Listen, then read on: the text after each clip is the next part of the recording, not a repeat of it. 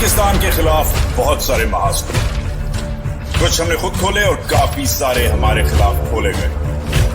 आज का महाज मकसद के नाम। बिस्मिल्लाहिर्रहमानिर्रहीम, अस्सलाम वालेकुम। मैं हूं वजाहत सईद खान। 17 अप्रैल की सुबह है इधर अमेरिका में, 17 अप्रैल की शाम है उधर पाकिस्तान में, और 17 अप्रैल की दोपहर है यूरोप के दीगर ममालिक में। और मैं मकसद के बारे में आज सोच रहा हूं कि ये क्या हो रहा है, इस सब का मकसद क्या है। स्टेक होल्डर्स जो इसमें हमारी पाकिस्तान में जो हलचल चल रही है, इसमें अलग अलग स्टेक होल्डर्स हैं। ऑब्वियसली सबसे बड़ा जो स्टेक होल्डर है वो पाकिस्तान का अवाम है, उसको तो कोई नहीं पूछता, उसको भी हम साइड पे रख देते हैं। उसके बाद फिर पाकिस्तान की ये टट्टू हुकूमत है, उसको भी वो भी किसी काम की नहीं। उसके चलाने वाले जो हैं, मतलब फौज, वो जो है सबसे बड़े स्टेक होल्डर्स हैं। तो उनके पर्सपेक्टिव से देखते हैं कि क्या हो रहा है, और उस फौज की जो सबसे बड़े बेनिफैक्टर्स हैं, स्पॉन्सर्स हैं या मैनिपुलेटर्स हैं, मनूवरर्स हैं, उनके पर्सपेक्टिव से, मतलब अमेरिका के पर्सपेक्टिव से देखते हैं। अमेरिका ने पिछले महीने में पाकिस्तान के साथ, पाकिस्तान फौज के साथ और पाकिस्तान फौज के बॉस के साथ, army chief general Asim Munir के साथ दो हरकतें की हैं एक ही महीने में। पहले तो इन्होंने आर्मी चीफ के खिलाफ एक bill, PDA, Pakistan democracy act, table किया है। ये विल्सन और पनेटा दो कांग्रेसमैन हैं जिन्होंने इस पे काम किया। इन दोनों की अमेरिकी डीप स्टेट से पुरानी गहरी दोस्ती है। इन्होंने ये बिल बनाया और बेसिकली ये जब बिल हुआ तो पैनिक हो गया फौज में, पिंडी में, अपारा में, कि ये क्या हो रहा है भाई। ये जनरल साहब के बैंक अकाउंट, जनरल साहब के एयरलाइन के टिकट, जनरल साहब के आगे के प्लान, प्रॉपर्टी प्लान, इन्वेस्टमेंट्स वगैरह सब अमेरिका बंद कर सकता है अगर जनरल साहब बंदे नहीं बने। तो एक तो अमेरिका ने बहुत बड़ा डंडा दिया जनरल साहब को, मगर दूसरी तरफ 2-3 हफ्ते बाद ही पीडीए की दूसरी तरफ जनरल साहब को झंडा भी मिला। लिटरली झंडों के तले उनकी मुलाकात हुई जैक बर्गमैन से, टॉम स्वाजी से और जैक्सन साहब से, जो पूरे कांग्रेसमैन नहीं है, आधे कांग्रेसमैन है, इसलिए मैं उनका आधा नाम लूंगा, जूनियर है। एनीवेज, एक वफ्द आया पूरा अमेरिका का, जिन्होंने जनरल साहब के साथ पपी झपी की और कोई एमओयूज, मुआहदे शुआहदे जो भी हैं उन्होंने साइन करवाए, और मिनरल्स पे बात हुई। मिनरल्स स्पेसिफिकली पे बड़ा कंसंट्रेट किया। पिछले हफ्ते भी आपको याद होगा एक बहुत बड़ा वफ्द अमेरिकियों का आया पाकिस्तान में, बड़ी मिनरल्स की कॉन्फ्रेंस हुई। और अब फौज, जिसने पहले 8-10 साल पिछली दिहाई के सीपैक बेचा, फिर पिछले साल 1.5 साल एग्रीकल्चर बेचा, अब फौज मिनरल्स की दुकान लगा रही है, ये मंजन बेच रही है। तो ये जो तीसरा मंजन है फौज का एक ही दिहाई में, सीपैक के बाद, जो उन्होंने चाइनीज को मंजन बेचा, जो नहीं चला मगर चाइनीज से पैसे आ गए, फिर एग्रीकल्चर का मंजन, जो ज्यादा नहीं लोग बिलीव कर रहे हैं, मगर एग्रीकल्चर का मंजन जो है सऊदियों को और अमीरातियों को थोड़ा बहुत बेच रहे हैं। वो जो गोश्त वोश्त है उधर, फार्मिंग का, उधर ही जाएगा। और तीसरा मंजन जो है मिनरल्स का, जिसमें अमेरिका बहुत इंटरेस्टेड है क्योंकि अमेरिका की रेस है चीन के साथ। ये तीसरा जो मंजन है, इसके बेसिस पे ये सब बात हो रही है। अब वेरी इंपॉर्टेंट, तीसरे मंजन पे आते हैं। अब अमेरिकियों को तो मिनरल्स चाहिए, मगर अमेरिकियों को मिनरल्स अपने बेसिस पे चाहिए। वो नहीं चाहेंगे कि पाकिस्तान जो है उसका भाव लगाए। इसलिए अमेरिकियों ने शायद, जो बात है जो चल रही है बाजार में, उन्होंने जबरदस्त चीज की। जो भाव लगाने वाला है पहले उसे डंडा दिया, आसिम मुनीर को डंडा दिया, उसके ऊपर तलवार आ गई। उन्हें पता है अमेरिकियों को कि आसिम मुनीर एक अनपॉपुलर और इलेजिटिमेट पोजीशन से काम कर रहा है। आसिम मुनीर के ज्यादा दोस्त नहीं है, बस वो जो 2-4 जनरल उसके साथ फिरते टुरते हैं वही उसे लाइक करते हैं, बाकी आसिम मुनीर को कोई पसंद नहीं करता। तो पाकिस्तान डेमोक्रेसी एक्ट आ गया। पाकिस्तान डेमोक्रेसी एक्ट सिर्फ अमेरिकी नहीं लाए, और भी कुव्वतें हैं, बैनुल अक़वामी कुव्वतें हैं, जिन पे हम अभी नहीं आएंगे, जिन्होंने आसिम मुनीर को निशाना बनाया। अब इस सब में पाकिस्तानी डायस्पोरा एक्साइट हो गया, मैं भी एक्साइट हो गया, आप भी एक्साइट हो गए, पीटीआई भी एक्साइट हो गया। वो लॉयर्स, वो एक्टिविस्ट, वो डॉक्टर्स, वो एडवोकेट्स जो इधर काम कर रहे हैं, कांग्रेस को ब्रीफिंग कर रहे हैं, विजिल्स कर रहे हैं, प्रोटेस्ट कर रहे हैं, वो भी एक्साइट हो गए। मगर अब समझ आ रही है बात कि हमारी मेहनत कम, पाक पैक की मेहनत कम, फर्स्ट पाकिस्तान ग्लोबल की मेहनत कम, community alliance for just society की मेहनत कम, इधर दीगर और जो पाकिस्तानी एडवोकेसी ग्रुप्स हैं, जस्ट फॉर पॉलिसी, और जो बैनुल अक़वामी भी, अमेरिकी भी एडवोकेसी ग्रुप्स हैं, उनकी मेहनत कम, और अमेरिकी डीप स्टेट की स्ट्रेटजी ज्यादा पाकिस्तान डेमोक्रेसी एक्ट में लगी है। ये बड़ा इंटरेस्टिंग एक मुद्दा बन गया है। और पाकिस्तान डेमोक्रेसी एक्ट अब किसका बेबी है, ये बात लग गई है, क्योंकि बेबी का नाम पाकिस्तान डेमोक्रेसी एक्ट तो बड़ा अच्छा है, बेबी का हदफ کہ आसिम मुनीर के दांत नाखून निकालने हैं, वो भी ठीक है, मानते हैं, मगर बेबी का जो बाप है वो कौन है, ये बड़ा इंपॉर्टेंट है। अभी जो उसकी माँ है, मतलब यूएस कांग्रेस, उधर वो एक्ट आहिस्ता आहिस्ता बढ़ रहा है। अभी प्रेग्नेंट है ये एक्ट, अभी ये पूरा बेबी निकला नहीं है कांग्रेस से, जब निकलेगा वो आगे बात होगी। मगर ये डेफिनेटली एक थ्रेट है आसिम मुनीर के लिए, इसलिए इस थ्रेट को स्वीटन करने के लिए शायद बर्गमन, स्वाजी और जैक्सन आए हैं झपियां डालने। तो एक तरफ डंडा, दूसरी तरफ झंडा, ये आसिम मुनीर के साथ गेम खेला शायद जा रहा है। ये आज के महाज का टॉपिक है। ये आज का महाज, ये जो टॉपिक है, ये सिर्फ मैं इस टॉपिक पे अकेला वे नहीं कर सकता। यही सवाल कि पीडीए से क्या होगा पाकिस्तान को, यही सवाल कि अमेरिका पाकिस्तान को कैसे डील कर रहा है और पाकिस्तान अमेरिका के लिए क्या कर सकता है, ये बड़े सवाल हैं, एम्बेसडर लेवल के सवाल हैं, डिप्लोमेट लेवल के सवाल हैं। और ये सवाल मैंने पूछे पिछले वीकेंड येल यूनिवर्सिटी के मशहूर जमाना लूस हॉल में, जिधर एक टाउन हॉल गवर्नेंस और डिप्लोमेसी पे मैंने होस्ट किया। साबिक एम्बेसडर अली जहांगीर सिद्दीकी, जो पाकिस्तान के सबसे नौजवान एम्बेसडर रहे हैं अमेरिका के, जिन्होंने वो इमरान खान का मशहूर जमाना जो ट्रंप साहब का विजिट था, उन्होंने वो करवाया था। उस विजिट के पीछे he was the brains behind that visit. उस विजिट से पहले ही उनको हटा दिया गया था, मगर वो सेटअप विजिट जो था वो उन्होंने किया था। तो अली जहांगीर सिद्दीकी जो बड़े इंपॉर्टेंट, एक तो आईवी लीग ग्रेजुएट है, इसलिए Ivy future of Pakistan conference में उस टाउन हॉल में हमारे कीनोट स्पीकर थे, वो उनसे बात की। और फिर एम्बेसडर एन पैटरसन, जो पाकिस्तान में उस वक्त एम्बेसडर थी जब पाकिस्तान एक मिलिट्री डिक्टेटरशिप, मतलब मुशर्रफ के जमाने से फिर एक और मिलिट्री डिक्टेटरशिप, मतलब क्यानी के जमाने में जा रहा था। बीच में ये जो पिद्दे मुद्दे थे इनके, ये जरदारी और ये बाकी रजा रब्बानी और वो कौन सा है राजा रेंटल, ये सब थे, ये उस जमाने की एम्बेसडर थी जब रोज दर्जनों ड्रोन अटैक्स हो रहे थे पाकिस्तान में। हजारों पाकिस्तानी जो हैं बेचारे निहत्थे पाकिस्तानी जो मारे गए थे उन ड्रोन अटैक्स में, जो फौज की इजाजत से हो रहे थे। ये उन दिनों की एम्बेसडर है। एक तो वो बुलाएगी, उन्हें हमने बुलाया, उनसे भी हमने ये सवाल पूछे। और तीसरा माइक कुगलमैन, जो जबरदस्त एनालिस्ट हैं, थिंक टैंकर हैं, विल्सन सेंटर में होते थे, अब विल्सन सेंटर बंद हो गया है, डोनाल्ड ट्रंप ने बंद कर दिया विल्सन सेंटर, मगर माइकल कुगलमैन को बंद नहीं कर सका डोनाल्ड ट्रंप। उनकी जो आजादाना ख्याल हैं, उनके बड़े इंटरेस्टिंग ख्याल हैं, बड़े बैलेंस व्यूज हैं। ये सब येल यूनिवर्सिटी में पिछले वीकेंड, पिछले सैटरडे हमने ये डिबेट छेड़ी। ये डिबेट इस शो का दूसरा हिस्सा है, मगर इस शो का पहला हिस्से को फिर से रिकैप करते हैं। रिकैप ये है कि पाकिस्तान की फॉरेन पॉलिसी को मैनिपुलेट अंदर से भी किया जा रहा है और शायद बाहर से भी किया जा रहा है। बाहर से कैसे किया जा रहा है वो हम डिबेट में देखेंगे, अंदर से कैसे किया जा रहा है ये खबर आप सुन लें कि अभी जो वफ्द चला गया है, अमेरिकी वफ्द, वो अब एक दो दिन में एक स्टेटमेंट निकालने वाला है। और उस स्टेटमेंट में कुछ लोग इस वफ्द के ज्यादा खुश नहीं है, क्योंकि इस वफ्द को इमरान खान से नहीं मिलने दिया गया, इस वफ्द को पाकिस्तान के जर्नलिस्ट से नहीं मिलने दिया गया, इस वफ्द को अलीमा खान से नहीं मिलने दिया गया। और इस वफ्द के कुछ लोग थे, जो कौन थे मैं भी नहीं बताऊंगा, मगर कुछ लोग थे जो नाखुश थे कि जनरल साहब क्या हरकतें कर रहे हैं। मगर आज का शो इसलिए जरूरी है देखना आपके लिए, क्योंकि आप समझें कि हाईएस्ट लेवल पे, इधर बड़ी सतह पे क्या मूवमेंट्स चल रही हैं। क्योंकि पाकिस्तान का जो ये जो नया पेशकश है अमेरिका को कि ले लो मिनरल्स ले लो, ये कैसे और क्यों हो रहे हैं। शायद इसी चक्कर में एक और पेशकश जो क्रिप्टो माइनिंग की है, जो पाकिस्तान कर रहा है, बहुत हमारे पास कैपेसिटी है क्रिप्टो के लिए। हमने एक नया क्रिप्टोजार भी लगाया है, एडवाइजर भी लगाया है। There is a lot going on in Pakistan. और कभी कभार ये जो रोज की मंजन है कि फैसल वाडा ने उस पे फलाने को फोन किया और फलाने ने फैसल वाडा का फोन नहीं उठाया और फलाने ने इमरान से मिला और फलाना इमरान से नहीं मिल सका, इस पे आएंगे। और बाय द वे एक और हमारे पास खबर है अगले शो में कि पी हुकूमत में कुछ हलचल हो रही है। शायद एक बड़ा इंपॉर्टेंट बंदा है, उसके आखिरी दिन आ गए हैं केपी हुकूमत में। इस स्टोरी पे भी मैं काम कर रहा हूँ, एक अलग स्टोरी है, हम केपी का भी आपको दौरा करवाएंगे।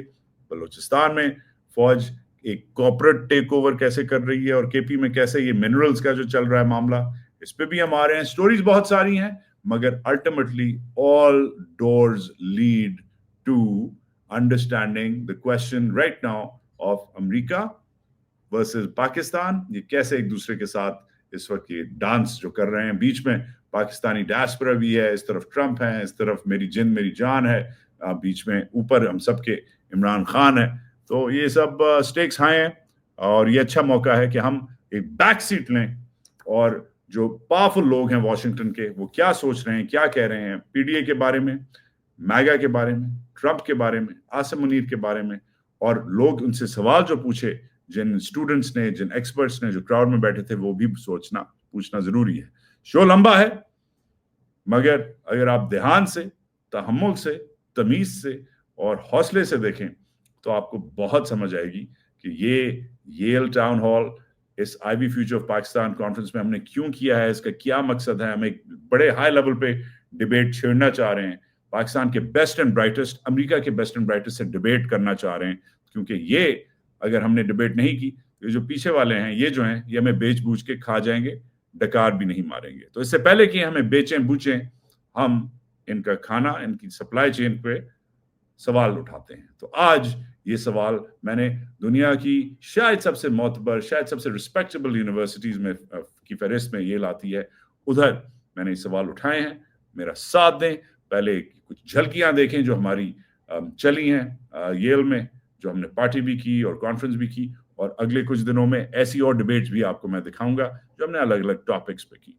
ये है आज का महाज। शेयर करें, लाइक करें, सब्सक्राइब करें, कमेंट करें, और अब मेरे साथ येल यूनिवर्सिटी का चक्कर लगाएं। Talk too soon. पाकिस्तान जिंदाबाद।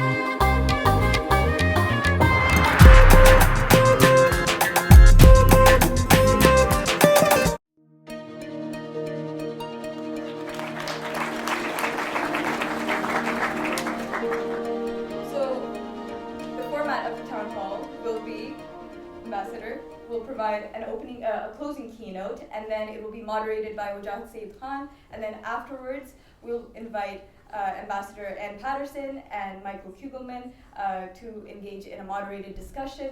We'll have a Q&A session as well, and afterwards I guess the floor is open. We'll conclude with a closing keynote. Thank you, Alina. Thank you, Alina Gol, the president of Wajahat. Thank you.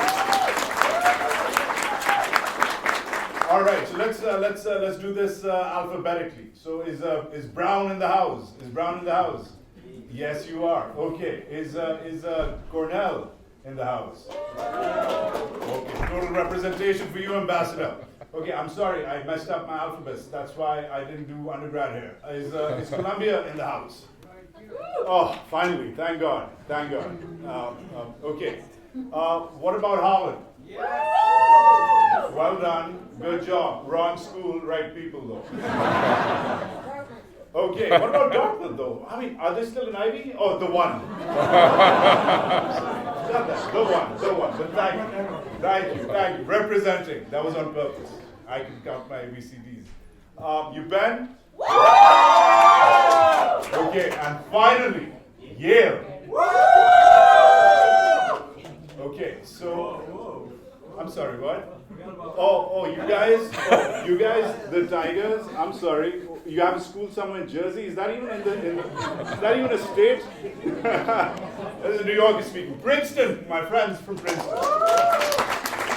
Okay, so this was not just an elite Ivy congregation. The idea was, of course, to get the impetus from these different schools, these fantastic schools, the best schools in the world, but we're joined by people from all sorts of schools, all sorts of institutions across the country. I know people have flown in from as far as LA and Seattle. I know our panelists have come in from as far as Texas and the Upper West Side. And I know for a fact that the ambassador has specifically made this trip to time with his usual visits to America. This is what we're going to do. We're going to close this baby down. Governance and diplomacy is a tough question. These are tough times, so we're going to be firstly very respectful about what we're about to debate. Pakistan is a charged country, but we're not only going to be talking about Pakistan today. The ambassador has his own thoughts, his own worldview. We're going to start very big, very broad about where he thinks the world is going and what's Pakistan's place in it. We're going to start percolating that down through the induction of my friends Ann Patterson and Mike Kugelman. Just in ways of introduction, I've known Ali Siddiqui since I was about 10 years old. He used to kick my ass as a senior and more fit athlete in school, and continues to do so to a certain extent today. But I have gotten to know Ambassador Ann Patterson through the years of covering a fantastic tenure at during some of the most tenuous moments in Pakistan's recent political history. She was there when Pakistan was going through a critical phase, a critical transition from a military dictatorship to a democracy. And then, of course, through the years, who better than Mike Kugelman, who does a weekly show with me on my channel, Mahaz, which he completely takes over. His Urdu is better than mine when he gets going. But not on the streets of Washington is a better think tanker, a better analyst with a more nuanced worldview than Mike Kugelman when it comes to watching South Asia. I'm very, very proud about having these three wonderful people, from friendships to being colleagues. I respect them greatly, and I hope you do too. Now, the town hall format is very simple. The ambassador is going to open things up. He and I are going to have a quick follow-up. I'm going to try to challenge him about the things he's said, because he doesn't get a free ride, just because he's clearly in the wrong school. He's, by the way, Cornell grad. So that's why so we're going to give him a little Yale pushback, because that's what we do around here. And then we're going to open up the debate, and Mike will join us, and we'll start opening it up for you. You're going to ask them questions. I'm going to try to translate those questions in case you are not as articulate as I am. And then we will wrap this up. After that, we are going to party all night. There's a student's dinner as well as a panelist dinner. Feel free to crash either one. Okay. Ambassador, the floor is yours. Ambassador Ali Siddiqui. Thank you, Wajahat. Is my voice clear? Okay, so I noted that there are lots of people here from Cornell. Could we have a Go Big Red? Yeah. For those of you who did not go to Cornell and ended up at another Ivy League school, no one's perfect. There's still grad school, so just think about that. But it's a pleasure to be here, Wajahat, and the team from Yale, and I'm delighted that you've organized this wonderful conference. I have 10 or 15 minutes to run you through the big picture, as Wajahat said. So I'm going to run you through a journey of what diplomacy is today and what it will look like in the next few years. And our journey starts here in the US in 2016. President Trump is running for office, and he takes two old ideas and reimagines them. The first one, you're familiar with both. The first one is America First. This was popularized earlier, a long time prior, by President Woodrow Wilson, but it's an even older idea. And President Trump reinterpreted this in its best form, because this idea has been through some difficult reinterpretations in the past, but in its best form to say that every policy must benefit the United States and the people of the United States. The second idea is, again, an old idea that he took, which was, I think President Reagan used it, but again, it's an older idea. which was to make America great. And because it was a campaign run, it wouldn't be fine to say make America great, because that sounds like it was not great previously, so the again was added, so we had MAGA. And those two ideas in the first Trump administration, as far as foreign policy is related, went on to mean a few different things. One, the US became more inward-looking. Two, the administration shied away from multilateralism. And then three, and to me, perhaps most importantly, the administration became non-interventionist, which, in my lifetime, I really had not seen. I had always imagined the US going to other countries using force, where US objectives were threatened. But that administration, that idea of America First and MAGA led to the US thinking, hey, we should not be spending our money overseas. We should be using it for either tax cuts or paying down our bills, et cetera, et cetera. And that led to a few different things. President Trump tried to have some reconciliation with North Korea. He tried in Afghanistan to end the war, but that was successful. So in those 4 years, a lot of steps were taken to follow this ideal. The ideal was not about ending wars per se. The ideal was that actions of the government from a foreign policy perspective should benefit the US. And now we are in 2025. President Trump is back, MAGA is back, and all the steps one sees, whether it's tariffs or it's Europe picking up its defense costs, that actually also is the legacy of the first Trump administration, where the administration said, well, if our policy is America First or later MAGA, then should the US provide a subsidy to Europe for its collective defense? Because the Europeans, in one sense, in a fiscal sense, were receiving a subsidy. The defense costs were higher because the presumption was this is a shared cost, and America has more means, and America has more gains.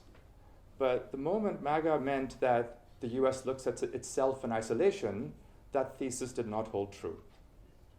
So Europe was forced in the first Trump administration to commit to spending more in defense and relying less on the US taxpayer.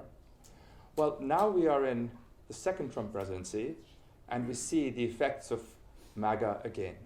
And I would argue that today, from this point going forward, MAGA is diplomacy.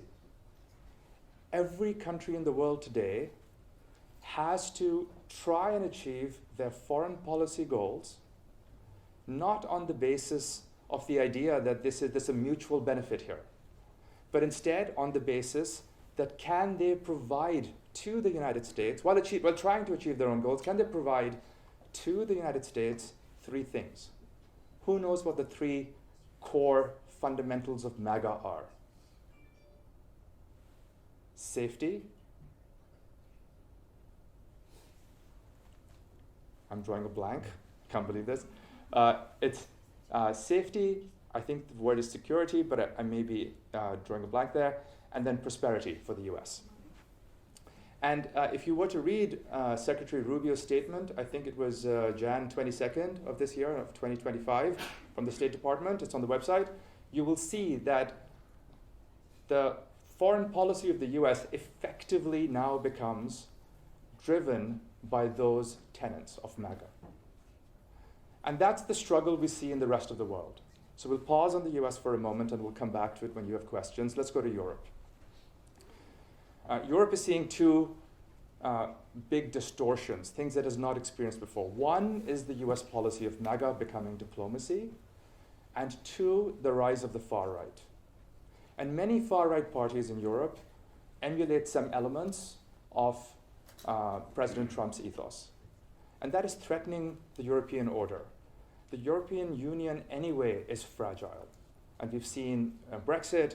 There are lots of issues on which European countries don't agree. Hungary siding with Russia, for example. So it already is a weak union. And then they have these two forces. Germany is arming up post the Russian invasion of Ukraine, and so are the countries. And I think there was a tweet that went viral by a German citizen who said, I'm paraphrasing, the citizen said, so we are being asked as Germans to arm up, march through Poland to fight the Russians. Is the world sure about this? And really, Germany is going to be spending hundreds of billions of dollars buying weapons and rebuilding its armed forces. The far right rising means that there will be pressure on immigration. Germany is also a country that has a massively aging population. And immigration is essential for Germany because they need people to run their factories, to provide healthcare, to run their nursing homes, to be teachers.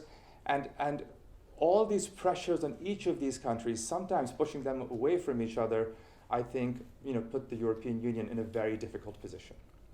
So that's going on in Europe. And there are some other pressures, again, I can come to that in the Q&A. And then once we go to Asia, I think that is still the one place where the traditional thinking of diplomacy, of long-term cordial relationships, of mutual benefits still stands strong. But again, from a defense perspective, again in Asia, what's happening is that South Korea and Japan feel that the US may not be there for them, and they are arming up. Japan, of course, has some constitutional limitations on what it can do, and for the first time since the Second World War, they are speaking about, hey, do we need to change this? Which is a remarkable idea, to change their constitution to arm up, independent of the US. But I think both for South Korea and for Japan, I think the traditional forms of diplomacy, again, based on mutual cooperation, economic diplomacy, investment-led diplomacy, those things still hold true. Let's talk about what this means for Pakistan. For the US, as far as the US is concerned, can Pakistan make the US safer? And if we think about it, and if you saw the State of the Union, President Trump thanked Pakistan for the arrest and extradition of Muhammad Sharifullah, who was accused of masterminding a bombing in Afghanistan during the US withdrawal, where 13 US servicemen and countless other people, Afghans, lost their lives. And that was the result of intelligence cooperation between Pakistan and within the US and Pakistan's arrest of this individual. And Pakistan certainly can work towards making America safer. I'm sorry, the words were safer, stronger, and more prosperous. And can we make America stronger? Well, Pakistan has enormous amounts of mineral wealth, and as you may have read, we are working actively to give the US access to a significant part of that wealth to make America stronger and more prosperous. And every country in the world, as I said, needs to think in exactly those terms. Achieve your own foreign policy objectives while making America safer, stronger, and more prosperous. In Europe, I'm not clear, because Europe is not clear about where it stands with its goals, because all of this is new. So we'll see European policy forming over the next months or during this year, and then countries can figure out how they can respond. And in Asia, I would say that Pakistan has a close relationship with China that we are all well aware of, but there are opportunities to grow the relationships with Japan and South Korea, where we have plenty of investment and continuous investment from those countries, but to bring them in to deeper partnerships. So that, I hope, sets the stage for the panel. But before I conclude, I'm on a college campus. I think no discussion on a college campus is complete without speaking about diversity. And when I was invited to speak here, I spoke with Wajahat and I said, Wajahat, listen, it's great that you guys are creating this conference, 8 elite Ivy League universities coming together to host this conference, but it doesn't seem very diverse. And I have good news for everyone. Wajahat assured me that he recognizes the problem, the Yale team recognizes the problem, and next year they will be inviting MIT and Stanford to attend. So with that, back to you, Wajahat. This guy. Thank you, Ambassador. Thank you. Okay, so we have a hard out at 7, so we're going to be super, super efficient. Okay? Yeah. So I'm going to push back just one hard question, and then we're going to take it forward to Ann Patterson, Mike Kugelman, and then the rest of us. Ambassador, that was all very good. I like the big picture approach, starting with MAGA, down to Europe, and then to the rest of Asia and what Pakistan can do. But I'm curious, and I think I speak for so many in this room, is the current Pakistani regime legitimately capable of representing the world's 5th largest country to work with this country bilaterally? Do you think that, considering the state of human rights in that country, our country, your country, their country, for the most part, do you think that the people running that country are A, capable, and B, legitimately representative of the aims and aspirations of the world's 5th largest population? 200 plus nuclear weapons, 2.5 insurgencies, the longest running in South Asia, the worst human rights crackdown against journalists, free thinkers, I would even say middle-class professionals, considering the tax bracket. Do you think that the people running that country, and I'm not going to take names, we know who they are, do you think that they can do the job you just said they should be doing, the options at their disposal? Thank you, Ambassador. Sure. Is it working? Yeah. So I think I was speaking in Islamabad at a think tank on US-Pakistan relations, and the questions around that were, big picture and strategy, and what are the big moves Pakistan and its government need to make in order to respond to what the US wants. And my response to that was, let's not make big moves.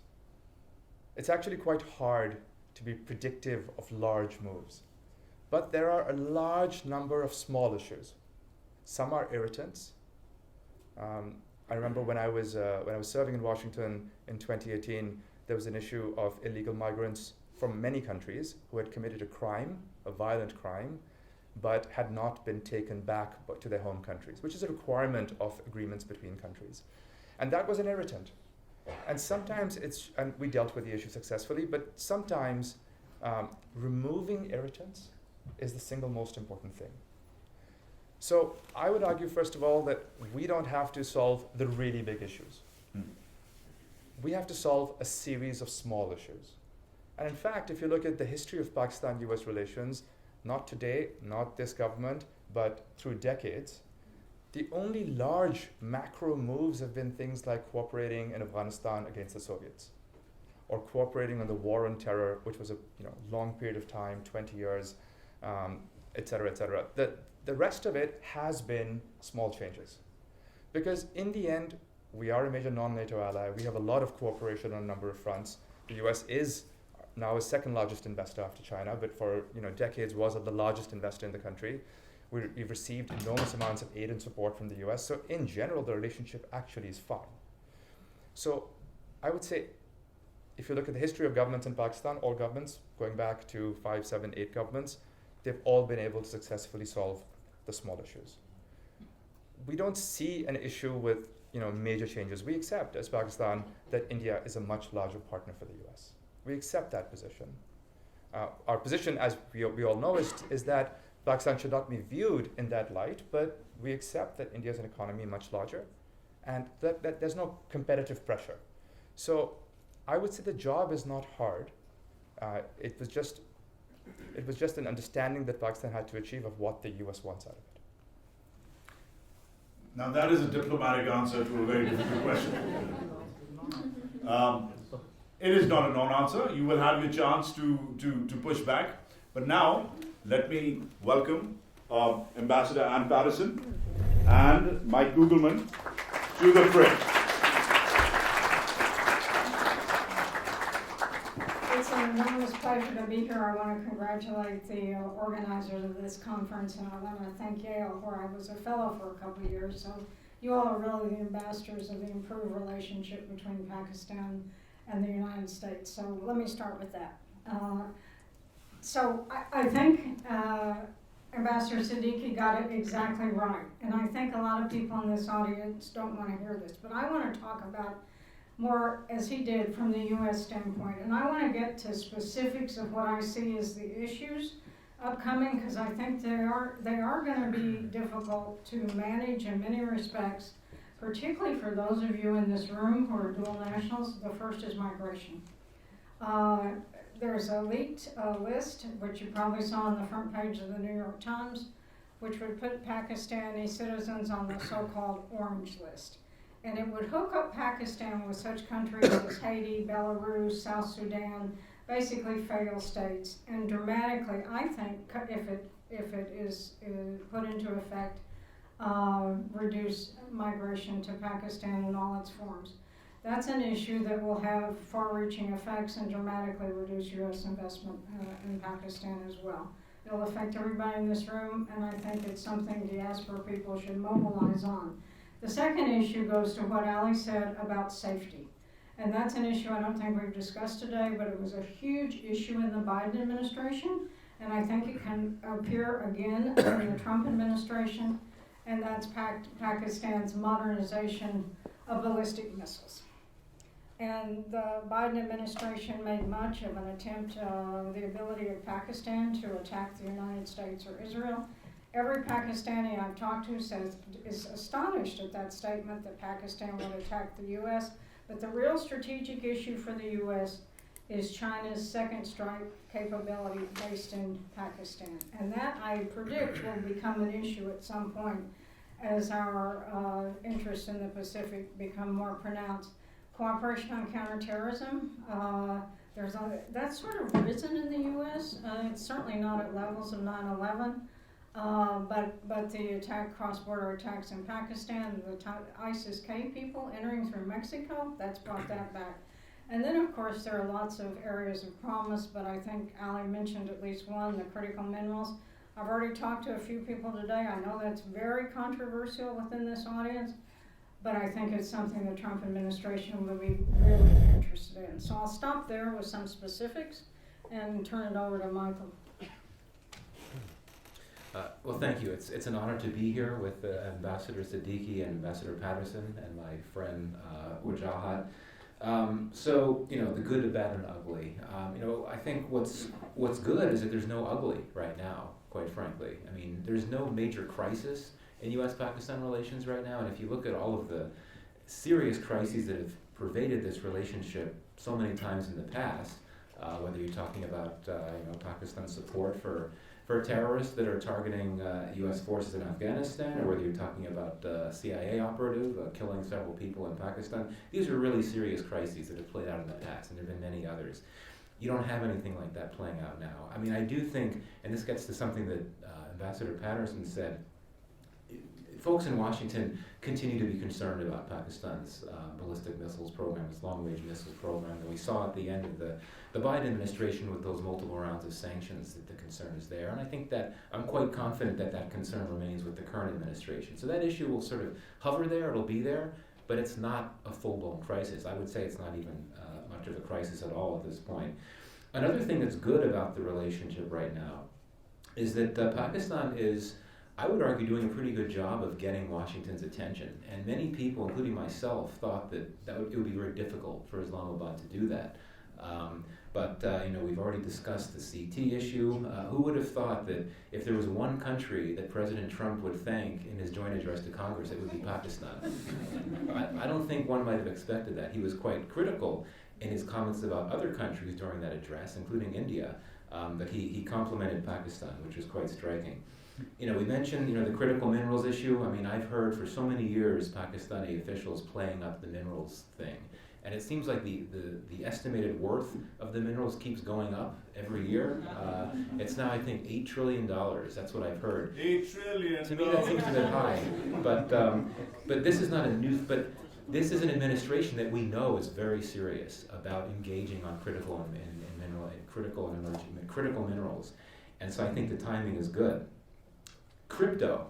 Is this going to be next? Right? A few weeks ago, or it was a few months ago, Pakistan formed a council, a new crypto council. The plan is to legalize crypto, understanding that this administration is very interested in crypto issues.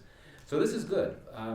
My view is that all three of those issues I mentioned, counterterrorism, critical minerals, crypto, I'm not optimistic that there's actually going to be much headway at all on any of those issues. The critical minerals, perhaps, because there clearly is that determination from the part of the Trump administration to explore this. And let's be clear, the fact that there was a senior U.S. official at this big critical minerals forum in Pakistan last week, I think that says something about how seriously the administration takes this issue. But we can get into this later if you like. I think given security concerns in Pakistan, I find it hard to believe that we actually could see forward movement on that front. But again, my main point here, my main takeaway is that Islamabad is successfully getting this administration's attention. I think that's worth recognizing. But there's going to be challenges, and this gets to the bad. There's old bad and there's new bad. In terms of the old bad, these legacy geopolitical issues. I mean, we know that when it comes to the U.S.-Pakistan relationship, each country has very strong relations with the other's biggest rival, right? Pakistan and China, the U.S. and India. Both of those relationships have grown a little bit shaky in recent months, particularly Pakistan-China, but not so much that you have to think that they could actually falter. So that's gonna continue to be the case. And also, we know since the U.S. forces left Afghanistan, the U.S. strategic approach to Pakistan has changed in a big way. And this is because, unfortunately, in my view, for many years, when the U.S. lens on Pakistan was always shaped through Afghanistan. Not always, but often. I think that's not a good thing, but that's how it was. And so it's very difficult for Washington to maintain that strategic focus on Pakistan in the post-Afghanistan era. In terms of the new bad, I think we know that some of the personalities in the new administration are very sharp critics of Pakistan, including the National Security Advisor. Another thing I'd highlight is that some of the key areas that emerged as new anchors for cooperation in the Biden administration are not going to be issues this time around. Climate change, clean energy, things like that. And at a moment when the relationship has really struggled to find a new identity in this post-Afghanistan era, that's going to make things more difficult. And of course, the foreign aid cuts, the end of U.S. aid, and all of that is clearly going to impact this relationship, I think, for the worse, in the sense that development cooperation and all was a big part of the relationship for quite some years. Speaking of new bad and old bad, how about all bad? And I think now I must start representing some of my audiences as well. There is, and this is all for all three of you, so we're going to rapidly assess this and then move on to general questions. There are two red storms rising. One is the Pakistan Democracy Act, which has been taking slow shape in this Congress. It might go places, it might not, let's see. But it is unprecedented because Pakistan's most powerful man, General Syed Asim Munir Shah, has been particularly named in it. That means for the first time in living memory, if the PDA goes through, the most powerful man in Pakistan will be sanctioned, or part of the sanctions under the Magnitsky Act, etc., by this country. I want your opinion on that. That's one thing which is developing, that's one wave which is developing at the congressional level. I'd love to know what all three of you think of that. The implications of that, are you for it, are you against it, where do you stand? The second is actually of more concern to me. Ironically, this is the perfect place to talk about it. There are at least 6 Indian-American administration officials in this current dispensation. There are at least 8 members of Congress of Indian-American heritage. Nothing wrong with that.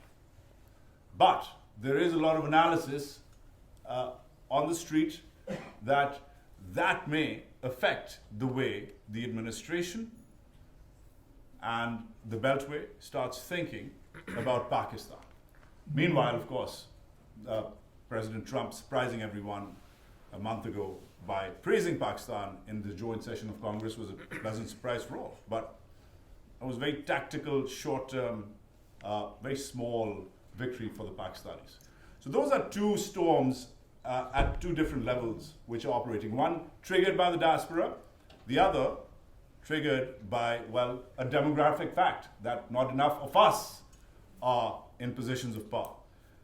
Ambassador, and then Mike, please weigh in. Sure. So on the Democracy Act, I think you said triggered by the diaspora. That's certainly a piece of it, but I think we should shy away from making presumptions as to who gains when Pakistan is hurt. Because it's not about one person. Visa sanctions are a pretty serious matter. I mentioned in my opening remarks that Pakistan was one of the countries where we had immigrants who had committed violent crimes, who were in prison and were completing their terms and had to be returned to their home country, in this case Pakistan. And again, there were many countries in this position. The consequence of not taking those people on time, which was the case we were in at that time, which we rectified, was there would be visa sanctions. This doesn't require an act. This is the administration saying, well, you're not abiding by what you have committed to.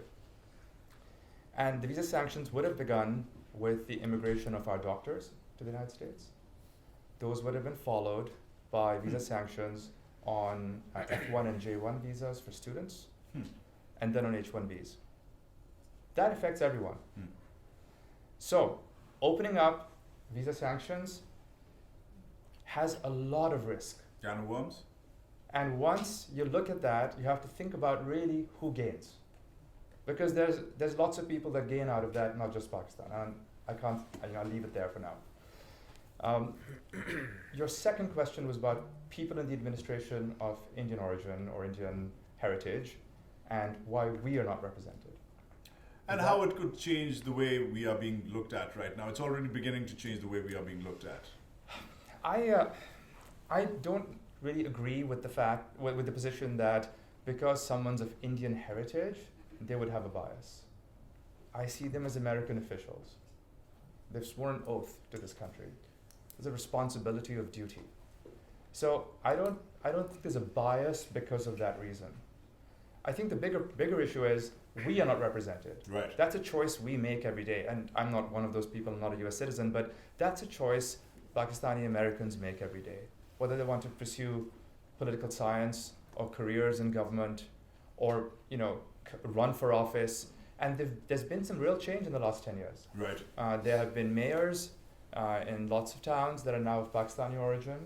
There are people in state senate in a few places that are of Pakistani origin.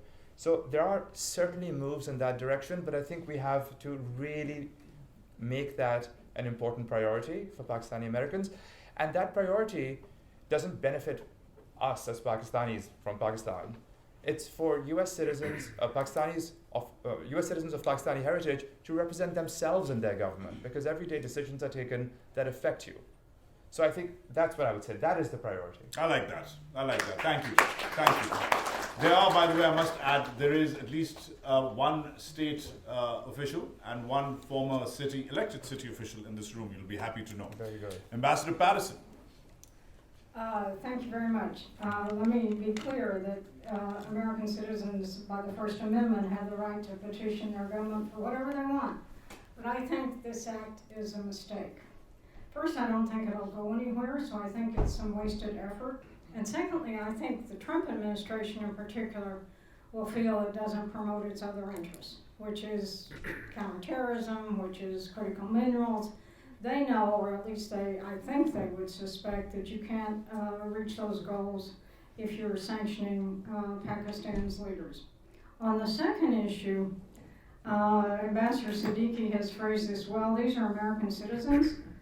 You might, however, go read some of the stuff they've written, because I think Michael and I have, and some of them I might say have this is not unique to Indian Americans by any means. As Michael mentioned in his opening statement, there are certainly Americans in this administration who have had, I think, experience in Afghanistan that has made them suspicious, if not hostile, to Pakistan. And I think all of us who have a great affection for Pakistan are going to have to work through that. But I would, some of these new appointees, read what they've written about Pakistan, because some of us, you all, have your work cut out for you. But I want to raise Ali's point. You've got to get busy and get into government. And you know, it's the NSC, it's the State Department, it's the CIA, it's the Defense, it's the National Security agencies where most of these decisions are going to be made. And they're eager for people like you. Take my word for it. Thank you, Ambassador. Thank you. Full response. Mr. Kugelman. Yeah, thanks. So you described these two issues as red storms. I'm not sure if that was a reference to St. John's University? I had a reference to Tom Clancy, actually. Oh, even better. Okay. I don't actually think these are red storms or storms at all, quite frankly. You know, the Pakistan Democracy Act, absolutely. The symbolic significance of it cannot be overstated enough, just because, you know, as was noted before, this is the first time that we've had a bill like this in the U.S. Congress. So I think that's very significant. But I agree with Ambassador Patterson. I don't think it's going to pass. This is very different from how the HR, was it 901, the one that came out last year? This is very different. And what I would say, I'll be very brief in saying this, is that on one side of the political spectrum, on Capitol Hill, you have those that would be very uncomfortable with any type of bill that involves sanctions, with the risk that that could entail people that should not be getting sanctioned. And there is some language in the bill, I would argue, not the part about General Munir, but other parts of it, that in my view is relatively vague and open. And I think for some, on one side of the political spectrum, on the Hill, would be uncomfortable with that. And on the other side of the political spectrum, you know, the counterterrorism hawks, I think would be very hesitant to sign on to a bill that would sanction someone that would be viewed as a critical partner, quite frankly, in what limited, I shouldn't say the counterterrorism focused interest that the U.S. will have with Pakistan, particularly relevant to ISK. And again, I mean, the whole Sharifullah thing, the timing, I think, was very significant in that sense, because President Trump went public with that in his joint address, and because he thanked Pakistan. I think that might make some on Capitol Hill reluctant to sign on to it. I could be wrong. I've been wrong a few times before, and on social media I'm always told when I'm wrong, which is good. But that's what I'll say on that. And again, if you look at the early HR 901, that was very different. It was a resolution. It was critical of Pakistan, for sure. It was critical of crackdowns on democracy, but it was essentially a call for democracy in Pakistan. Who would want to oppose a bill that calls for democracy in Pakistan? The way it was worded, it was just very, very different. And of course, that bill was pretty much everyone on Capitol Hill voted for it, which was extraordinary. Voted on it and voted in favor of it. But that was just very different. On the issue of Indian American officials in the government, I think we have to remember, first of all, that, you know, the Indian diaspora in the U.S. is very large. It's much larger than the Pakistani one. The Pakistani one is growing. In fact, I think not too long ago, the Pakistani diaspora was the second fastest growing Asian diaspora in the U.S., so it's growing, but it's not nearly as large as the Indian American diaspora. So I think that the fact that you're having more and more Indian Americans serving in very high levels in administrations, the current one, but also previous ones, I think it's also a natural outcome of the diaspora's growth. But I would agree with what was said before. I don't think that, you know, the fact that Indian American would determine, would have an impact on how you look at Pakistan. I do think in some cases it could impact what you think of India. I think it's quite clear that many of these Indian American officials on high levels are big proponents of partnership with India. Many of them are very fervent supporters of Narendra Modi himself and his government.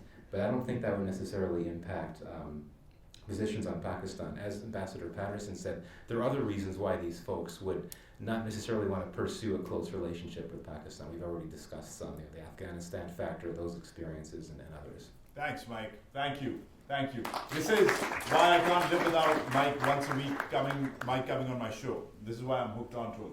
Okay, so just a quick recap on rather my perspective. I think, if I may answer my own question, I think it's also the culture of the diaspora, not just the size of the diaspora, Mike. I think the whole doctor ka beta, doctor and engineer ka beta engineer, and that phenomenon, your Urdu is as good as mine, so I think you get it. I appreciate it. I think that's unfortunately still a thing in large swathes of the diaspora.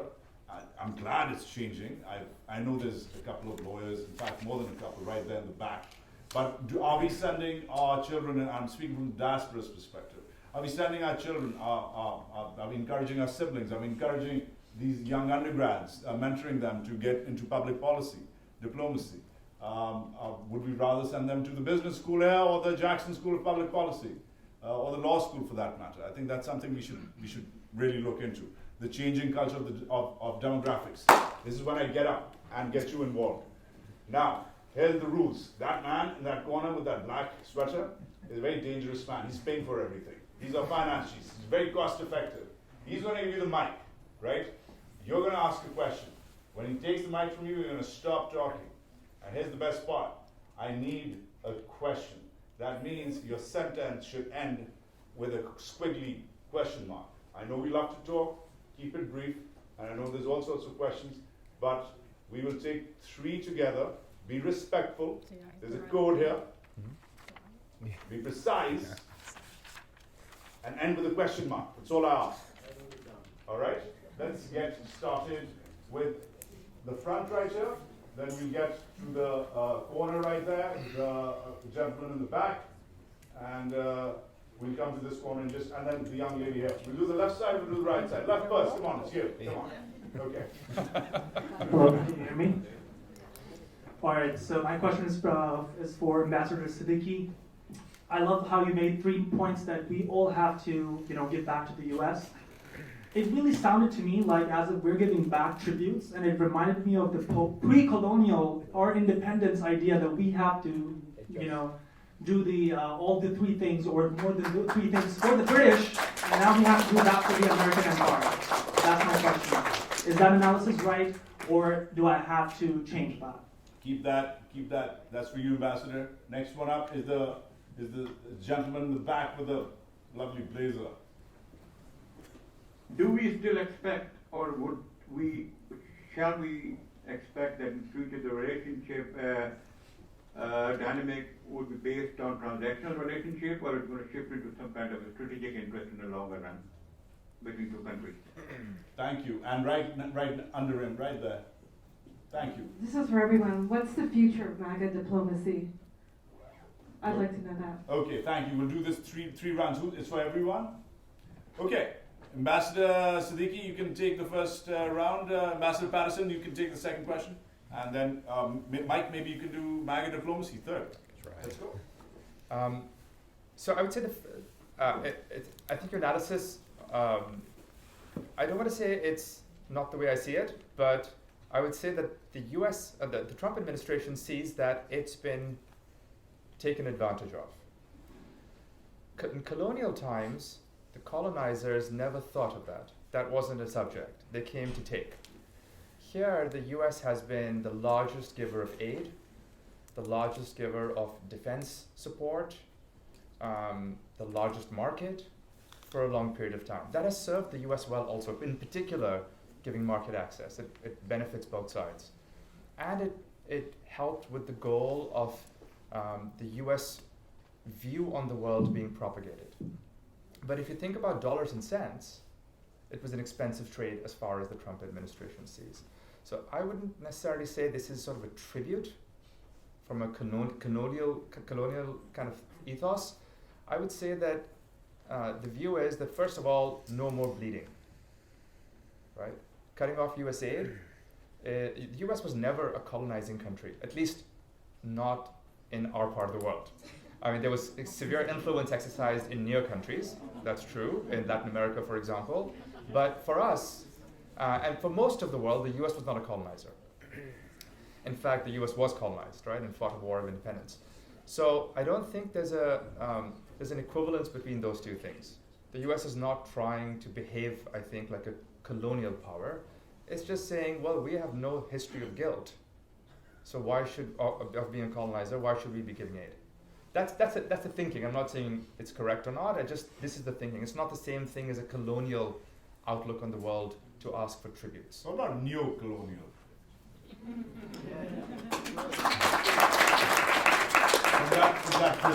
I would say MAGA is not compatible with neocolonialism, not compatible with neoconservatism. MAGA is its own thing, and it's that history starts today. Can And- yeah, Sorry. excuse me, No, no, please. finish up. I wanted to say, so I was so glad that Ambassador Siddiqui started off, because he said what needed to be said here. As an American and a former official, I never could have been that blunt, because of course you're gonna see it like that. Here's a big country pushing around a small country. But let's be honest about how the relationship is gonna go for the next few years, and try and deal with it as it is instead of as we'd like it to be, which goes to your question up there, the dynamism of the relationship. There's lots of things we can do to keep this relationship on track and prosperous. And I think one of the points you make, Trump does have personal relations, you know? And he had a good relationship at some point with a former prime minister. I don't know how that developed in the end, but there is a possibility, I think, you could see some future there too. But yes, of course you see it like that. But you know, what you all need is migration here. What we need is a prosperous Pakistan. We gave millions and billions of dollars in aid, and Trump sees that as a sucker's deal. And he sees the little tiny surplus that Pakistan has with the U.S. in trade, which is something like $3 billion on sheets and towels. He sees that as a big loser. And there's nothing that Ambassador Siddiqui and I can do to change that. It's just the facts right now. Right. And we're just going to quickly pivot to Mike for the future of MAGA diplomacy. Real quick. Yeah, and just before that, very briefly, there was a question about, will this relationship be transactional, or could there be strategic partnership? For me, the answer is very simple. The answer is no. Or sorry, the answer is it's not going to be strategic. The Trump administration doesn't do strategic partnerships, including with close partners. Everything is transactional. And what I've said many times before in recent months is that Pakistan is going to need to change the pitch of, wow, Pakistan, we're strategically important because of our location. It's not going to matter for Washington these days. But go back to what I said before, that Pakistan has adjusted successfully in pitching, crypto and minerals and so on. But it's going to be a transactional relationship. Transactional relationship's going to work perfectly well, for sure. On the issue of MAGA diplomacy, I would argue that there's so many ways of answering this, but I would say that on one level at least, it appears to be working. And if you look at the tariff, the whole thing with tariffs recently, it's striking how many countries around the world, how many governments around the world, including strong, confident, or governments that project themselves as strong and confident, like India's, have been making so many concessions, appeasing this administration so much to avoid worser fates. I mean, we've seen, steps to reduce tariffs, commitments to take back undocumented individuals here. And that's exactly what the administration wants, and it's getting that. Many have wondered if the announcement of the reciprocal tariff policy was not meant to be an actual policy, but it was simply meant to be a pressure tactic to get countries to do things that the administration wanted them to do. And I think to this point, there's been some success on that front. So I'll just leave it at that. Thanks, Mike. All right, we're going to pivot to the right. Heather. Okay, so we're going to start with the gentleman here. We're going to move on to the two ladies in the back. Yeah? Hi, my name is Hussein. My question is for both the ambassadors. I feel the large elephant in the room has not been addressed, which is the decades of militarization which has gone out of control now. The militarization of economy, state, society, everything. Practically the ownership of military in every single domain. Now, from that I will come up with the question, which is, you have the most popular leader in prison right now. There is no political stability at the moment. The military is getting hammered in Balochistan. Most of Balochistan is not right under control. APK is again a problem. I'm trying to figure out, when you propose or prescribe this, the new MAGA diplomacy and how we should adjust with that. I agree with you on certain points. But how do you expect to address or build any relationships, strategic, long-term, even short-term, based on the fact that when your domestic policy isn't intact? So I'm trying to figure out, is there something that is a hidden secret sauce or something that we don't understand? how do you really build a relationship with the US or sell them minerals or cryptos or anything at all where you don't have the core foundations set? Because the militarization project as it is, as we know, is not sustainable. It will implode. It is imploding. So how do you build on top of anything? So I would love to hear your opinion. Thank you. That's one. How do you build on top of the madness that is the militarization with all these awesome deliverables like crypto, like minerals? We'll come to that. Right in the back. Let's get some women in the mix, please. This question is also for the ambassador. Going actually on that point. So Which ambassador? Both. Sort of like on that question, I want to ask this on behalf of not the really Pakistanis also in this room that are all collegiates, but those who are our cab drivers, who are at our grocery stores, the ones that are very patriotic. And I want to ask if you genuinely believe that the United States has not been a part of any destabilization efforts in Pakistan. And if so, how do you plan to convince those groups of Pakistanis who do believe that and can't follow this transactional relationship that you're proposing?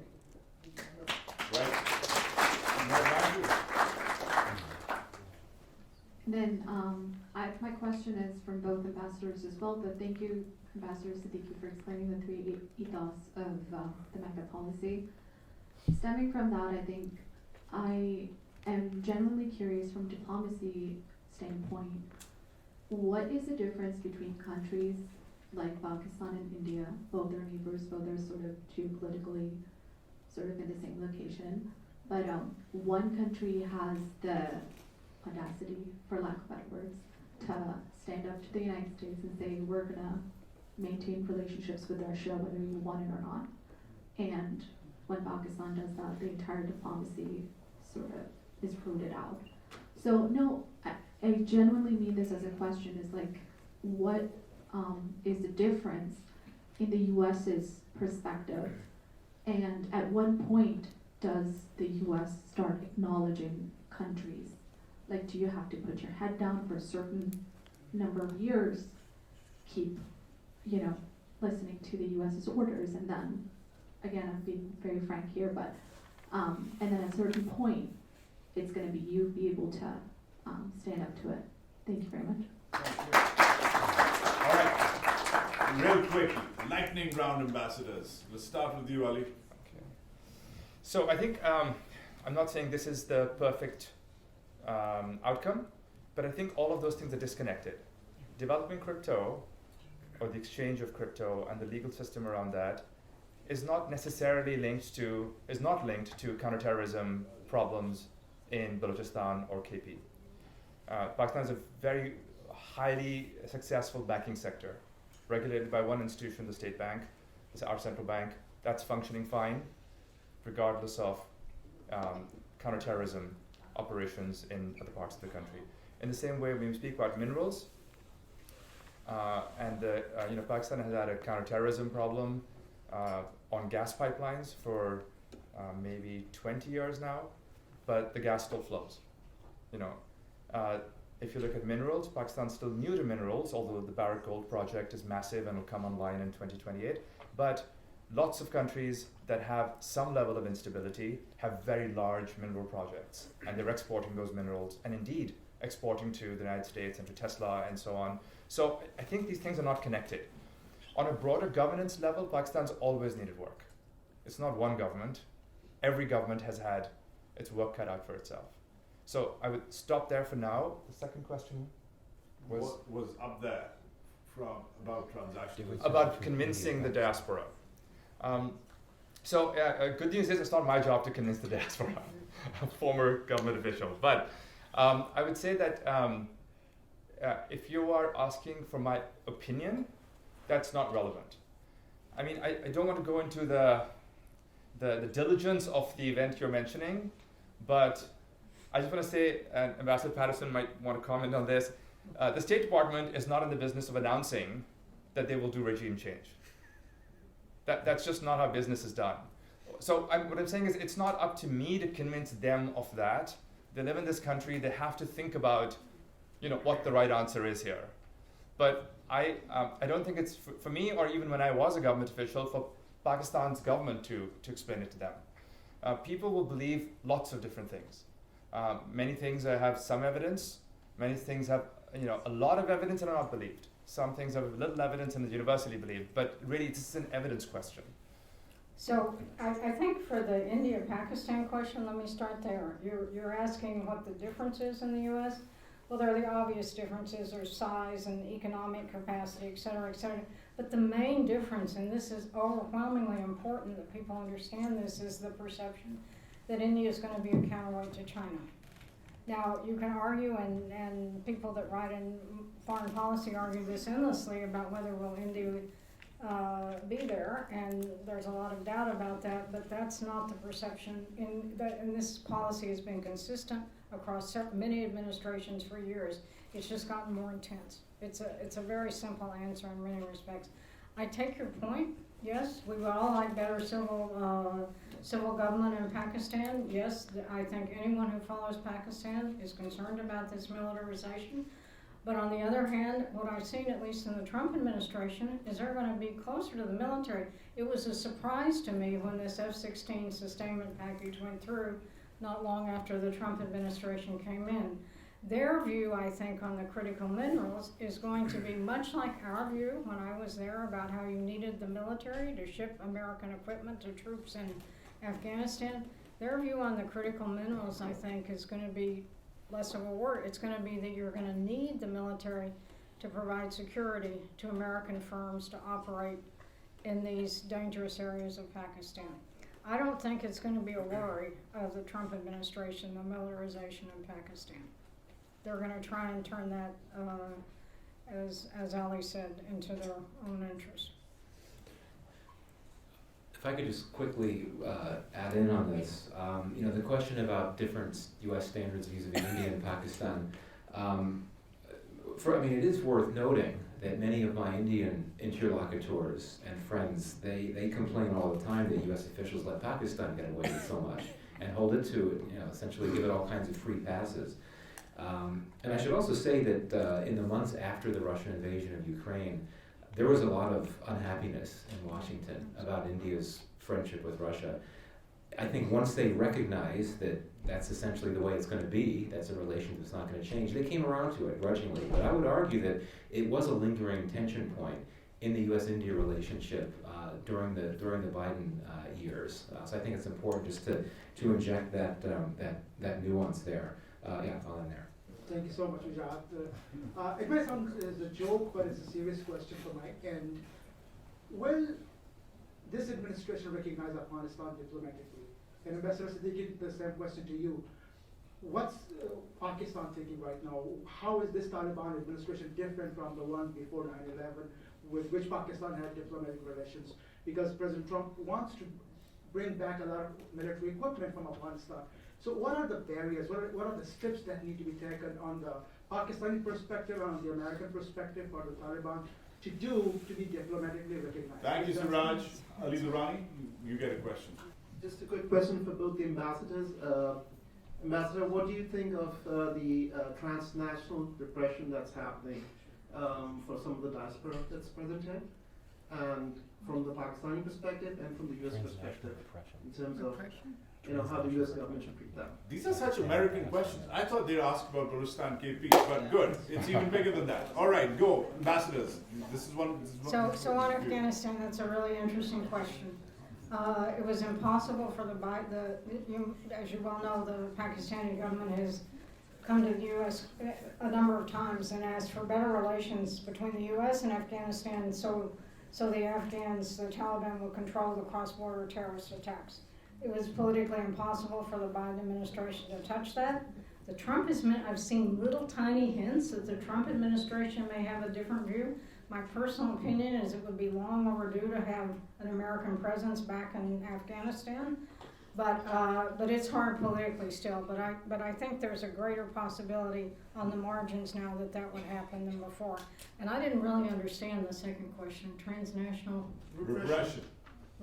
It's what the State Department now and your old friends in the State Department actually have a designated desk to cover transnational repression, which is a crime of sorts committed by foreign governments against US citizens, their families, loved ones, businesses, or privileges here Oh, yes. while okay. they're over yes, Yes, it still requires, you're really asking if it's going to apply to Pakistan. there. Yes. And of course, it's taken off in recent years, mostly against countries that are deemed inimical to U.S. interests. Do I think it would be applied to Pakistan? No. Right. I just don't. I mean, you know, you may not like the answer, but I just don't. I think our other interests would override that. Okay, Ali, do you want to weigh in? Mike, do you want to weigh in real quick on either question before we wrap up? Very quickly on the Afghanistan question, the U.S. has no need to recognize the Taliban. Just because it's engaging very closely with the Taliban, it's more comfortable doing so than the Biden administration was. It has narrowly focused interests there, but it's, I think, comfortable, willing to pursue those interests by engaging without giving official recognition. And when it needs help, it turns to Qatar, who represents American interests in Afghanistan. So yeah, I don't think it feels it needs to recognize. I don't think any country, including the U.S., would want to be the first country to formally recognize Afghanistan, though China is pretty close. Thank you. Ambassador?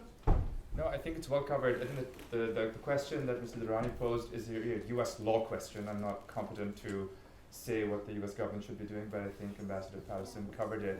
On Afghanistan, I also can't speak to what the U.S. View will be to recognize. I will say that the Afghans, as you I think know as well as I do, that have said they're not returning the weapons, and they want their money back. And this is a bit of a pickle, but I think Michaels has completely the right view. The U.S. can communicate, even through Qatar and other countries, and there's an open channel. So beyond that, I can't speak to the U.S. view. Okay, now on that note, I must remind you that these people can be easily caught upstairs, where you must exercise your privileges and question the heck out of them. I understand how they've touched interesting points, but we must respect the facilities rules as well. I know you have questions. They're going to be upstairs, I promise. He's a very nice guy. He's going to answer your question. And I'm hungry.